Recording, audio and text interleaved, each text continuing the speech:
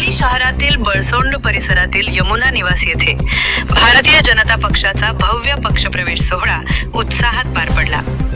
पांगरी येथील सरपंच राजेश लिंबोळे यांच्यासह परिसरातील अनेक प्रमुख पदाधिकारी आणि कार्यकर्त्यांनी भारतीय जनता पक्षात अधिकृत प्रवेश केला.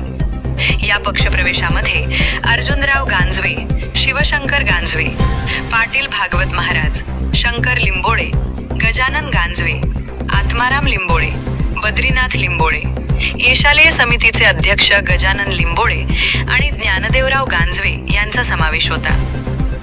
कार्यसम्राट आमदार तानाजीराव मुटकुळे यांच्या नेतृत्वावर आणि भारतीय जनता पक्षाच्या धोरणांवर विश्वास व्यक्त करत या सर्वांनी भाजपमध्ये प्रवेश केला.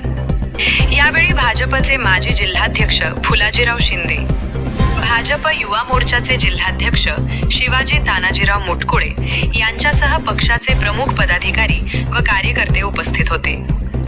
पांगरी परिसरातील प्रमुख पदाधिकारी आणि कार्यकर्त्यांच्या या पक्षप्रवेशामुळे स्थानिक पातळीवर भाजपची संघटनात्मक ताकद आणखी वाढल्याची चर्चा राजकीय वर्तुळात सुरू आहे.